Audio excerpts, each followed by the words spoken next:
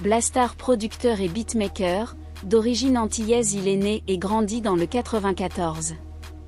Il baigne dans la musique depuis son enfance, mais c'est en 2003 que commence sa carrière et il collabore avec des artistes d'outre-mer comme Admiralty, Chris ou encore Saïk. Quelques années plus tard, il fait la rencontre de Omar Dino, l'un des managers les plus influents du hip-hop, et il enchaîne des collaborations avec des artistes du rap et de la musique urbaine tels que Mac Taylor, Kerry James, Rof, La Fouine, 113, Olkinry, Diams, Youssoupha et bien d'autres. Tout de suite retrouvez son interview sur Maranathe V. Bonjour Blastar. Bonjour Marana. Comment tu vas? Ça va, très bien. C'est un plaisir de te recevoir. Ah oui. Merci à toi un artiste aussi polyvalent, si je puis dire. Merci beaucoup, merci. Alors Blastar, on sait que tu es producteur, beatmaker. Ouais.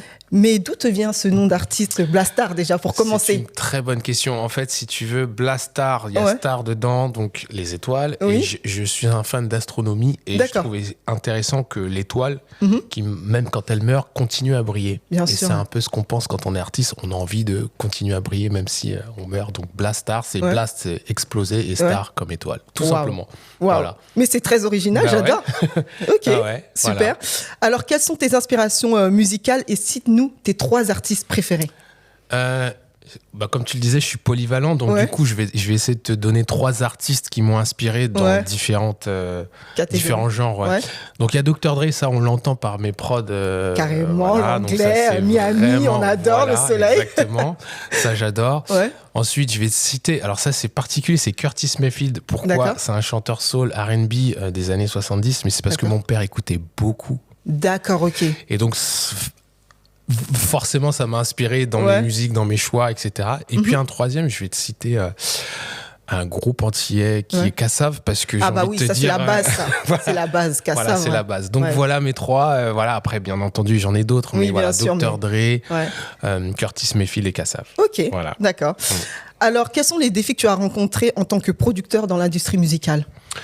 Il y a un défi qui est important. En tant que producteur, on est dans l'ombre. Ouais, on n'est pas forcément exposé, dans la lumière.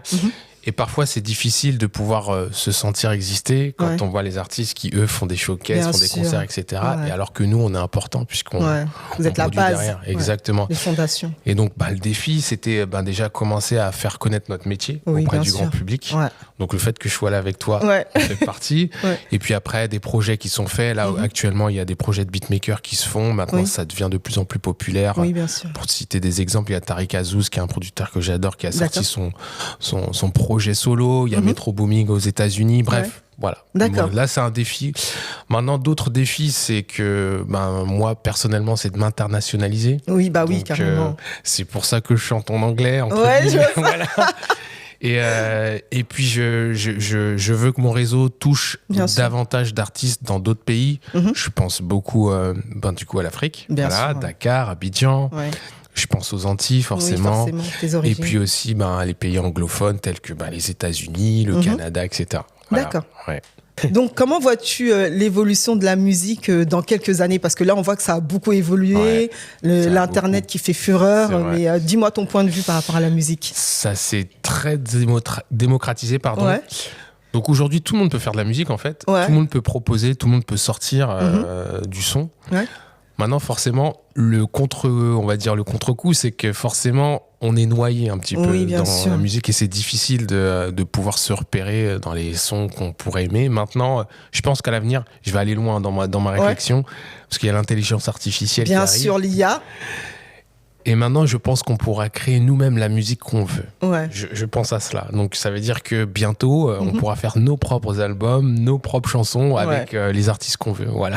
Je pense que ça va être ça l'avenir. Ouais. Non, mais carrément, parce que l'IA, toi, tu es pour ou contre? Parce que c'est vrai qu'il y a des gens pour qui ça peut aider dans les métiers, par exemple, comme dans le mannequinat. Ouais. On voit qu'il y a des mannequins IA. Mais toi, dans la musique, est-ce que tu te sens en concurrence par rapport à l'IA? Est-ce que l'IA te fait peur?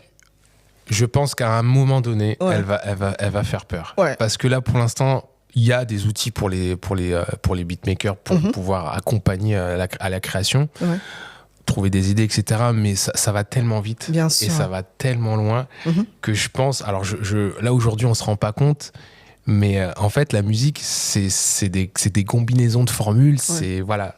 Et au bout d'un moment, quand l'IA va comprendre ça... c'est sûr. Et surtout qu'on standardise la musique de plus en plus. Donc, voilà. Il faudra que le côté humain... persiste. Bien sûr. Voilà, ce côté folie, ce côté intuition que l'IA ne peut pas avoir. Il faudra faire en sorte que ça reste. Exactement. Avec quel artiste souhaites-tu collaborer? Il y en a une que j'aime beaucoup. Et pourquoi? Alors, c'est Janelle Monáe. Ah ouais, j'adore le style vestimentaire de Janelle Monáe. Voilà, Janelle Monáe. Janelle Monáe, donc c'est une artiste que j'ai découvert dans ses premiers albums. Bien et j'ai été fasciné parce que déjà, elle travaille avec Outkast, qui est un de mes groupes préférés. Et musicalement, elle propose quelque chose vraiment de différent. Et puis, elle est belle aussi. Et puis, le style vestimentaire, moi, c'est ça qui me fascine chez elle. Elle a un univers, elle propose quelque chose et c'est très riche, sa musique. J'ai eu l'occasion de la rencontrer. J'ai fait des remixes pour elle. Je ne sais pas si elle les a entendus, mais voilà. Donc, mais c'est bien, c'est cool. Voilà. Aux États-Unis, en France? En France, je l'ai rencontrée en France. Voilà. À l'époque, j'étais chez Warner, elle était chez Warner, donc j'ai pu la rencontrer. Voilà, mais trop bien, stylé. Ok, donc parle-nous de toi, de ton EP Motherland, parce que moi j'ai adoré, c'est l'un de mes titres que j'ai adoré quand j'ai écouté Spotify. Mais dis-nous en plus. Justement, Motherland, c'est un titre qui va faire partie d'un EP. D'accord. Que je vais sortir sur cette année. Là, l'idée, c'est un peu un retour aux sources. Tu vois, dans mes productions, j'ai beaucoup travaillé avec du rap français, mais beaucoup aussi de l'urbain français.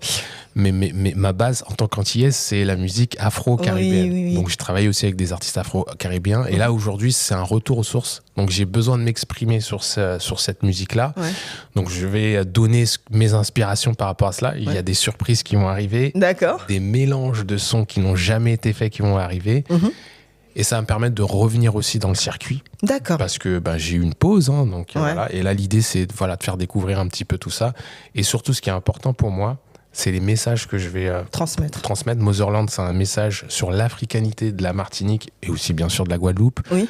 J'ai un morceau qui s'appelle Black Goddess, qui est pour les femmes noires. Oui, j'ai écouté aussi. Mais Motherland, c'était vraiment mon préféré. Et puis, j'ai un titre qui s'appelle Polé Polé, où là, je mets en avant la positivité, parce que on peut arriver. Il y a des choses qui nous arrivent dans la vie, mais il faut essayer d'être le plus positif possible. Voilà, donc toujours un message derrière. Ok, super. Donc pour terminer, quel conseil donnerais-tu à un jeune artiste qui souhaite se lancer dans la musique?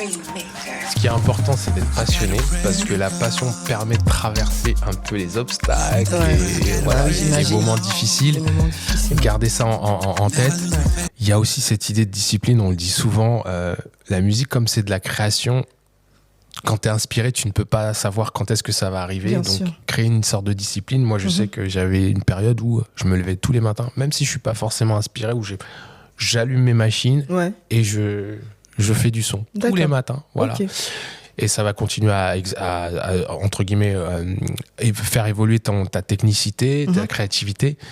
Ça, c'est important. Une fois que tu as passé cette étape, c'est surtout pour soi se dire « Ok, je me sens à l'aise avec ce que je propose comme musique » et après la sortir. De toute façon, il faut s'exprimer, il faut sortir sa musique. Elle sera jamais totalement parfaite puisqu'on va évoluer, mais c'est important de s'exprimer, de sortir. Et donc, je conseille aux artistes qui se lancent, sortez vos sons. Travaillez, bien sûr, mais sortez vos sons. Ils ne sont pas à vous, en fait. Surtout que maintenant, on a plein de canaux de réseaux sociaux, donc c'est vraiment...